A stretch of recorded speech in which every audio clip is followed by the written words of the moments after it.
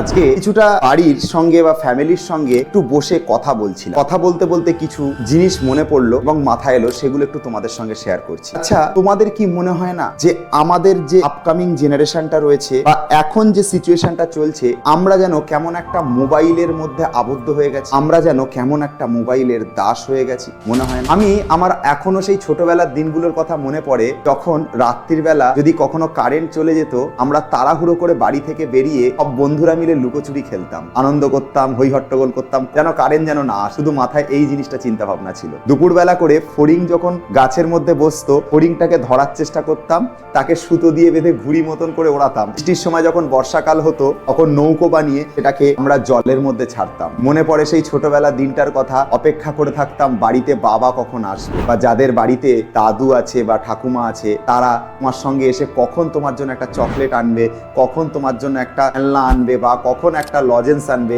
সেটার জন্য সারাটা দিন আমরা অপেক্ষা করে থাকতাম। দুর্গাপুজোর সময় আমরা কি করতাম? দুর্গাপুজোর সময় মনে করো, আমরা যখন ঠাকুর দেখতে বেরোতাম বাবা মার হাত ধরে, সেই সময় মনে হতো যে ঠাকুরকে দেখতাম, আনন্দ করতাম, ক্যাপ বন্দুক দিয়ে ক্যাপ ফাটাতাম, ঠিক আছে, বাজি ফাটাতাম, আনন্দ করতাম, একটা হই হট্টগোল, একটা আনন্দ মজার মধ্যে থাকতাম। আর এখন সমস্ত কিছু যেন অতীত হয়ে গেছে, সমস্ত কিছু যেন আমরা হারিয়ে ফেলেছি। এই মোবাইল একদিকে মানছি তোমাদের পড়াশোনাতে হেল্প করছে, আজকে অনলাইনে তুমি আমি কানেক্টেড রয়েছি এই মোবাইলের মাধ্যমে, আজকে এই মোবাইলের মাধ্যমে গোটা আমরা ইন্টারনেটের কাছ থেকে হেল্প পাচ্ছি, সমস্ত সুযোগ সুবিধা পাচ্ছি, সব মানছি। কিন্তু তুমি একটা জিনিস একটুখানি ভেবে দেখো তো, তোমার সেই শৈশব, তোমার সেই আনন্দের দিনগুলো, তোমার সেই মজার দিনগুলো কোথাও যেন একটা হারিয়ে গেছে। এখন আমরা ঠাকুর দেখতে ঠিক যাই না, এখন আমরা যাই দুর্গাপুজোতে যদি আমরা মোবাইল দিয়ে কখন ফটো তুলবো এই দেখতে যাই। দুটো চোখ দিয়ে, মনের চোখ দিয়ে, প্রাণের চোখ দিয়ে যে মা দুর্গাকে দর্শন করব, এখন আর আমরা সেটা করি না। এখন আর আমরা রাতে অন্ধকার হয়ে গেলে আমরা এখন আর লুকোচুরি খেলি না,